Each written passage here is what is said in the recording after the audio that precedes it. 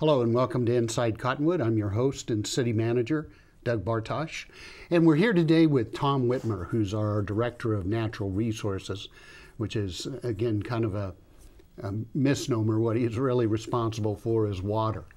And so what we're here to do is just kind of update everybody on what the water picture is here in the Verde Valley and maybe around the state a little bit. But we thought it would be important to update everybody because we had a pretty good monsoon this year. Not all over the state, but certainly in this area in northern Arizona, we had some good numbers out there. And I know you've done some analysis, Tom, and what did your numbers reveal?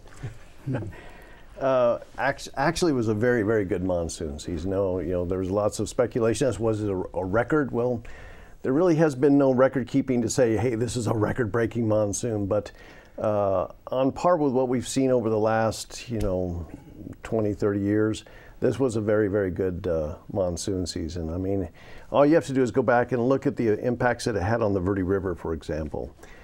Prior to the onset of the monsoon, which typically comes right around the 1st of July, typically the flows in the river at that point in time are at their all-time lowest. I mean, the trees are a predominant user of groundwater that impacts the river. And of course, you've got this wonderful riparian area that encompasses the river, but it's also a big draw on the river. And so typically before the onset of the monsoon is typically the lowest flows that we see in the river that are being recorded by the U.S. Geological Survey's surface water gauges. And we've got basically 3 gauges that we have got some fairly long-term monitoring from the mid-60s to today and continue on into the future. And we saw, probably 25% increase in the flows in the Verde River at all 3 sites, so except for Camp Verde. Camp Verde actually jumped up by about 300% starting from July 1 till today, in fact. It was a very good monsoon season. In fact, we saw some tremendous flows. We had, I think it was at the Paulding gauge, we probably had 10 events where the average flows at the Paulding gauge typically are running around 18 cubic feet per second. And today they're running at about 25% higher. They're up around 25, but we actually saw, I think it was around 10 storm events which elevated that the flows in the Verde at the Paulding site, which is at the headwaters of the Verde, to above 40 CFS, or cubic feet per second. And we have the graph on the chart on the screen. Can you kind of explain that, Tom? What that shows to people? Yeah, I mean, basically what this is it's called a hydrograph, and it's a continuous monitoring of the flows in the river. Each one of these surface water gauging stations has a continuous telemetry monitoring, so it's sending data back to the U.S. Geological Survey continuously. And then they periodically go out there and actually do a current meter measurement to calibrate the gauge to make sure that its accuracy is as close as you can possibly get for these types of gauges. As you can see, there the 1st of July, the flows were running right about 18 CFS, and today they're running 22, 23 CFS. And each one of those spikes is representative of a storm event, which caused, a major flow increase in the river there. So you can see you've got roughly about 10 sites there or 10 events that we had this year that caused the flows in the Verde River to spike up for typically about a 24-hour period, sometimes a little longer, sometimes a little less. And we had, I think the highest recorded we had this year was at the Paulding gauge was, 300 or 400 cubic feet per second, maybe 500 cubic feet per second. I can't quite see it from here, but that's kind of what we looked at. So you can see that we had a fairly consistent and regular monsoonal activity where we were getting these events that were causing these increases in the flows in the river. And this is at the Paulding site here. Now, and generally what we find during the monsoon season is the rain comes down pretty heavy and fast. Oh yeah. And so we probably don't get the absorption that you would normally get during a nice winter rain or even snowpack up on the mountains. And so what is the impact on the long-term impact on the river from these monsoon events? I mean, you're absolutely correct. I mean, typically we don't get an excessive amount of recharge that occurs from the precipitation events, of the monsoon. Having said that, however, though, we do have a much higher level of recharge that does occur as a result of those. And one of the big benefits is when you start getting these major flow events in the river, that results oftentimes in what is known as bank storage. You'll get water that'll actually go back into the banks, and then over a period of time it slowly releases back into the river. For example, if you go back to 1993, for those who've been around that long, 93 was a huge year from the standpoint of winter and monsoonal activity.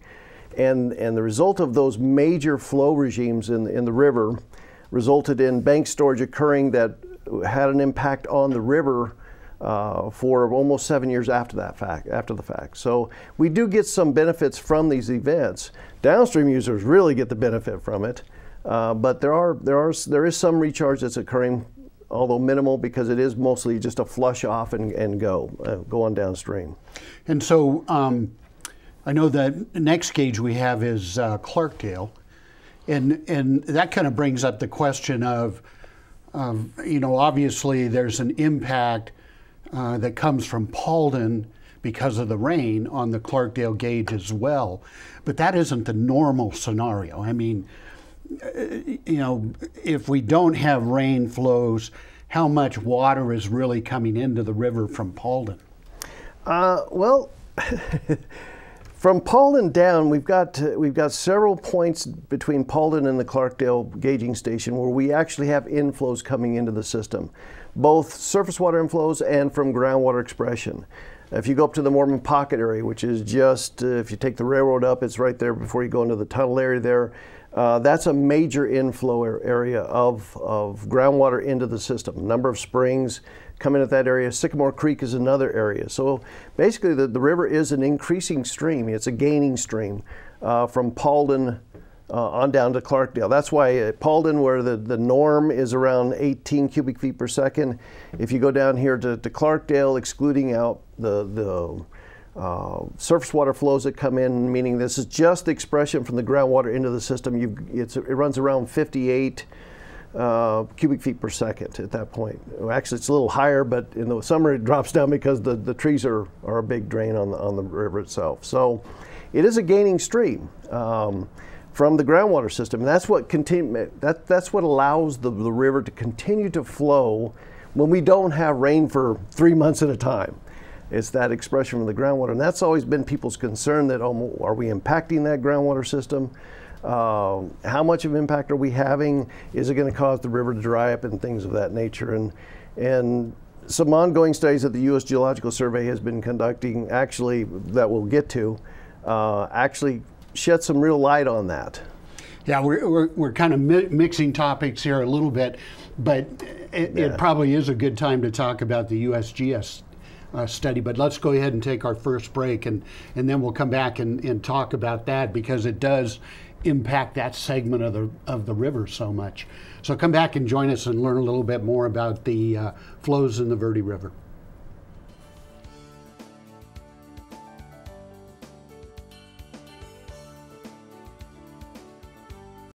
There are people who struggle with addiction and homelessness. Sometimes it may feel like there is nothing we can do to help. But there is. You can make a tax-deductible donation and help those in need transition away from homelessness. When you give someone a handout, you could actually be supporting an addiction.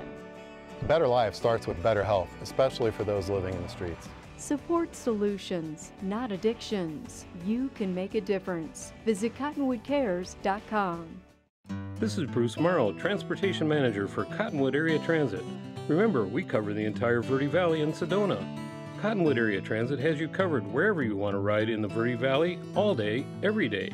Take Cottonwood Area Transit through Clarkdale, Verde Village, and from 26 locations in Cottonwood. With Verde Links, it's a quick and easy trip to Sedona every day. Don't forget our connectors to Camp Verde. Visit cottonwoodaz.gov for Cottonwood Area Transit and take a seat. Let's go ride.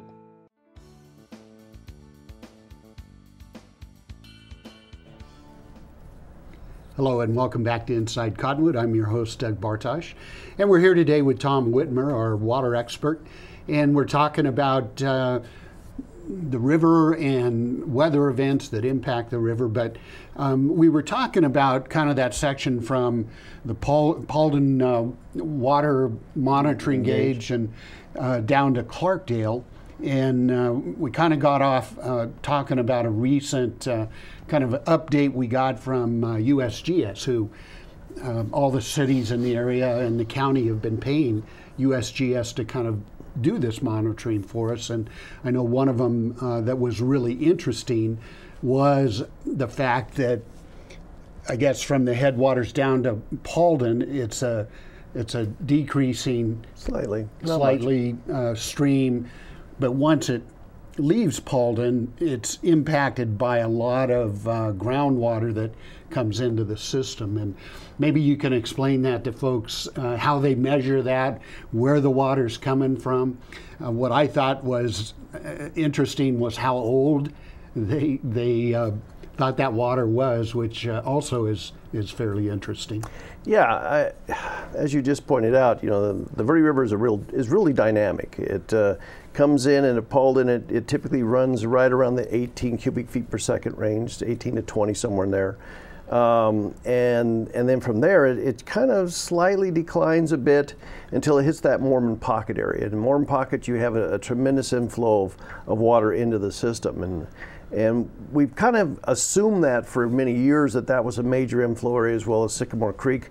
But recently we had the U.S. Geological Survey do an isotope study where they were trying to identify just how much water was coming in at those sites and what was the source of that water. Was that runoff from storm events, or was it groundwater inflow? And they can do that by measuring some of the isotopes that are out there, radon isotope and the helium isotope. They can actually delineate how much of that water was from the groundwater system and how much was from surface water. And it was rather interesting in that, from the standpoint that the major inflow at those two sites was from groundwater.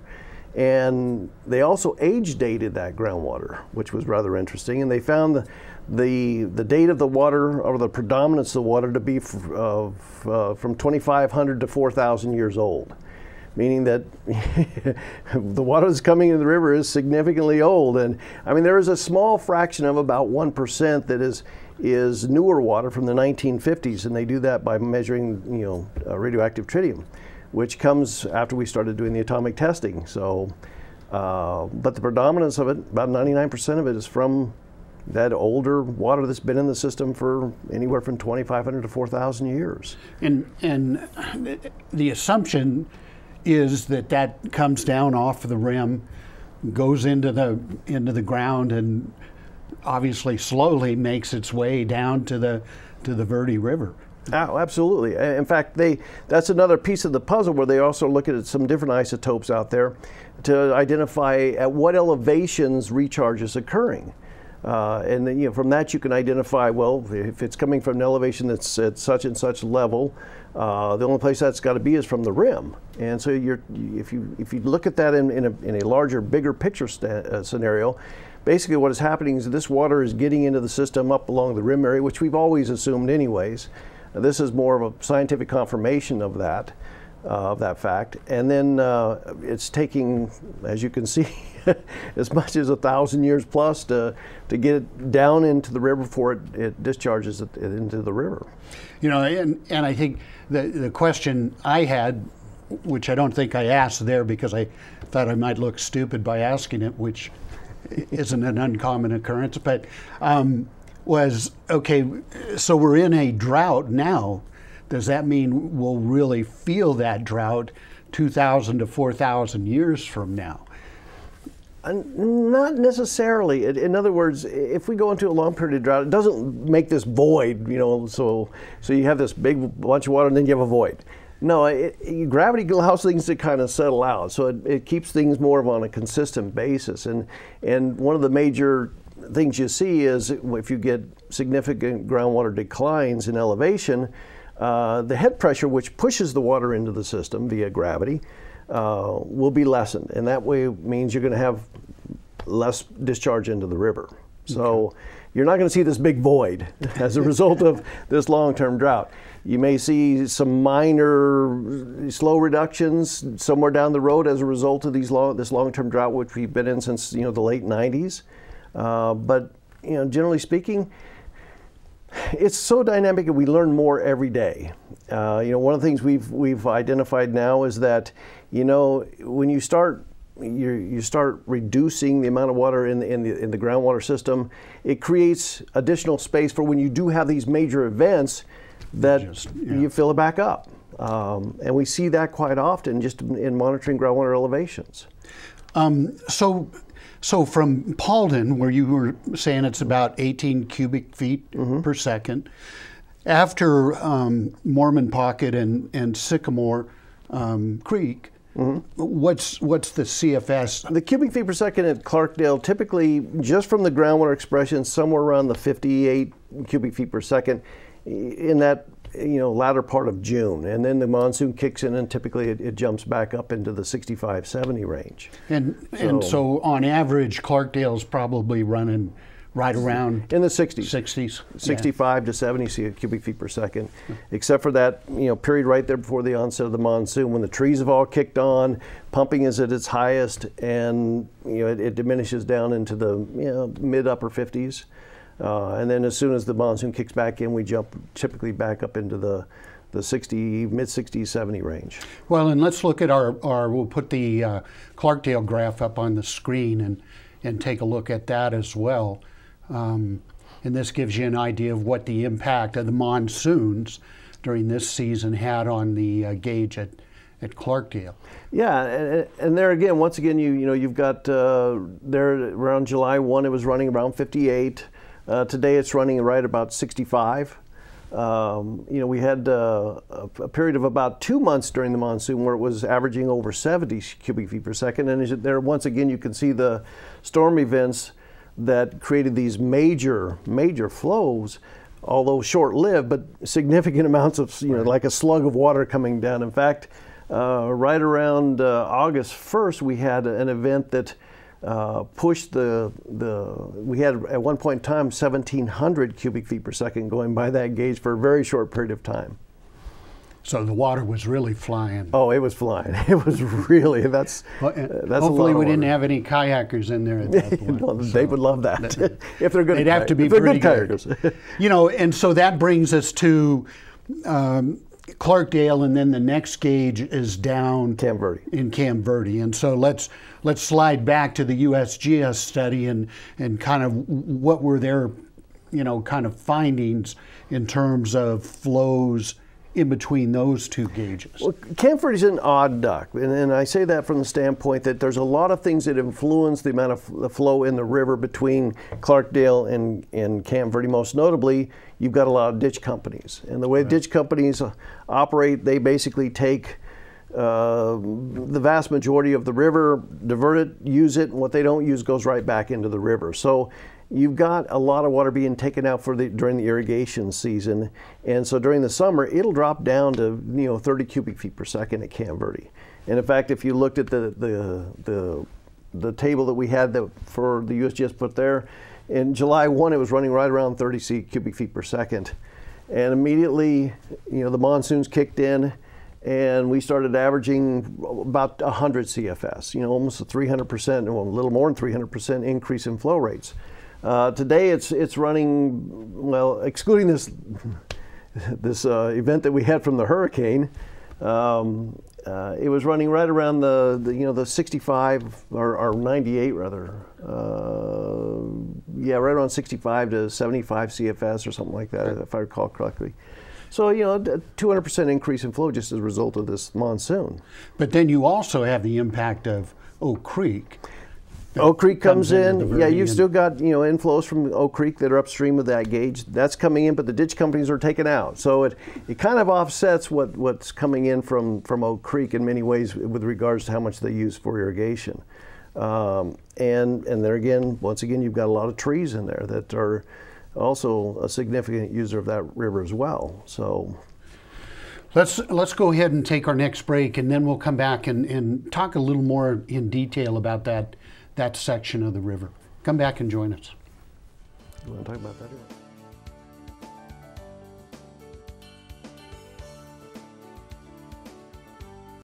There are people who struggle with addiction and homelessness. Sometimes it may feel like there is nothing we can do to help. But there is. You can make a tax-deductible donation and help those in need transition away from homelessness. When you give someone a handout, you could actually be supporting an addiction. A better life starts with better health, especially for those living in the streets. Support solutions, not addictions. You can make a difference. Visit cottonwoodcares.com. This is Bruce Morrow, Transportation Manager for Cottonwood Area Transit. Remember, we cover the entire Verde Valley and Sedona. Cottonwood Area Transit has you covered wherever you want to ride in the Verde Valley, all day, every day. Take Cottonwood Area Transit through Clarkdale, Verde Village, and from 26 locations in Cottonwood. With Verde Links, it's a quick and easy trip to Sedona every day. Don't forget our connectors to Camp Verde. Visit cottonwoodaz.gov for Cottonwood Area Transit and take a seat.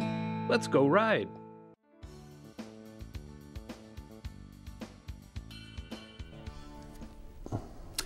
Hello and welcome back to Inside Cottonwood. I'm your host, Doug Bartosh, and we're here with Tom Whitmer talking about the Verde River. And again, we were talking about that stretch between the Clarkdale gauge and the Camp Verde gauge, and kind of what the USGS study was telling us about that stretch. And can you elaborate on what they found? Well, you know, what is interesting is that in conjunction with, you know, the U.S. Geological Survey of monitoring the river itself, they also have been doing a study that we've been funding for the last, well, since 2009, looking at groundwater elevations, changing groundwater elevations due to pumping. And here of late, in the last 10 years, something that has come to light in terms of technology is taking gravity measurements. Gravity is highly influenced by the amount of water that's in the aquifer, and because it adds mass to the system, and therefore it changes, you know, the gravity measurement. And as a result of that, if you can take your measurements on a regular basis and you start seeing fluctuations, you can now correlate that to how much change is occurring in water storage in the aquifer system. So they've been doing that in the last, you know, since 2009, and it's been really interesting because you know, we've always seen some things in the past where, you know, it showed groundwater elevations declining in certain wells, and people were sending up red flags saying, oh my gosh, you know, before long the groundwater is going to be so low that the river will dry up. And what they have come to realize and conclude is that there really seems to be not a lot of correlation in most of the wells here with regards to groundwater elevation changes in relationship to how much change is occurring in the groundwater storage. You know, previously, before the gravity surveys came on, you know, we just looked at water elevations, and if water elevations are going down, the assumption was that the amount of water in storage in the aquifer was also going down. But what they've come to realize that despite seeing, you know, 10-foot changes in groundwater elevations in a well, we're not seeing any real changes in the amount of water that's in storage here. It seems to be fairly consistent since 2009 all across the board. We did see some declines over in the Rimrock area from about 2010 to 2013. But since 2013, it seems like it's stabilized once again, even though the groundwater elevations have declined by, you know, several, you know, 20, 30, 40, 50 foot of elevation. So it's been real enlightening because what the conclusion was that, you know, we've always assumed that there was a direct connect between the regional aquifer, which we pull from, and the river. And based upon this, you know, they're starting to look at it and say, well, maybe the connection between the regional aquifer, the groundwater system, and the river may not be as well defined as we thought it once was, especially in the Cottonwood area, where we've seen little to no changes in groundwater storage, but we've seen fluctuations in water elevations. So it's been real enlightening, this, and you know, we're going to continue on with this into the future because we feel there's tremendous value to this. But it does shed a whole new light on what's really happening here, and trying to understand that connectedness between the groundwater system and the aquifer, and the river itself, and the flows in the river. So, and you probably hear this statement or get this question all the time. I recently heard it from a gentleman who lived out in Cornville, and he says, yeah, but, we're running out of water here. And, trying to explain to him that simply isn't the case. And if you could kind of go into detail as to why that isn't the case. Yeah, glad to. It's important to understand just how much water is in this valley. There's been numerous studies and attempts to try and estimate, because we're never going to know definitively just how much water is there, but we estimate the amount of water in storage in the valley here, and estimates have ranged anywhere from 5 to 10 million acre feet of water. That's a lot of water, and then what makes matters even more interesting is the fact that the U.S. Geological Survey, through their studies and studies that we've conducted on our own, that it appears as if on average we get about 135,000 acre feet of natural recharge that comes into the valley on an annual basis. Well, that's a lot of water, and then you say, well, how much are we pumping though? Well, the estimate of how much water is being pumped by all wells in the Verde Valley is somewhere between 12 and 14,000 acre feet of water. So you start doing some back of the envelope calculations just for simplicity's sake, and if you've got 135,000 coming in naturally, and that's not counting what's artificially occurring, and you've got only 12 to 14 going out from pumping, how much of an impact are we really having on that groundwater system, and how likely is it that we'll run out of water, especially if you've got 5 to 10 million acre feet of water in storage there? And that's down to, typically what they do is when they do estimates, they do it down to a depth, and they're doing it down to a depth of about 1,200 feet below ground surface. Well, our aquifer here in some areas is down 4,000 feet. Yeah. So there's even water below that 1,200 foot mark that the estimates were based on. So, I guess the question that people may ask is, well, but how many acre feet actually flow out of the Verde Valley through the Verde River down the south? And interestingly enough, that runs right around 125,000 acre feet of water, just about what is being recharged into the system. So, when I was with the Department of Water Resources, I co-authored a report, the Verde Watershed Study of 2000, and the conclusion that we made at that point in time was that in any given year, we can be in or out of balance based upon what's happening in the climate.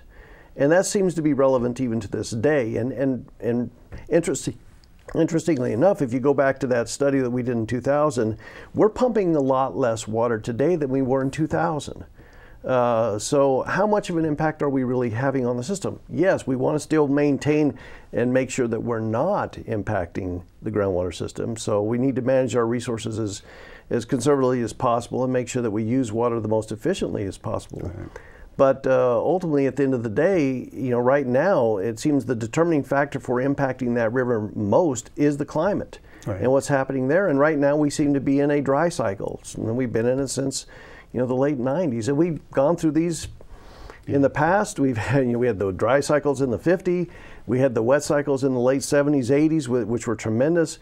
We had some fairly good wet years in the 90s, early 90s that isn't, but since 96 we've been pretty much dry with the exception of a couple of years, 2005 being one of them, which was a banner year, almost on par with the 93. Yeah, so I remember that one. So, and the question is will we come out of this drought again and go back into a wet season? And that's obviously debated all over the world. Yeah, you're going to get opposing arguments on both sides as to what's really happening. But climate is constantly changing. It's been changing since the beginning of time, and it'll continue to change into the future.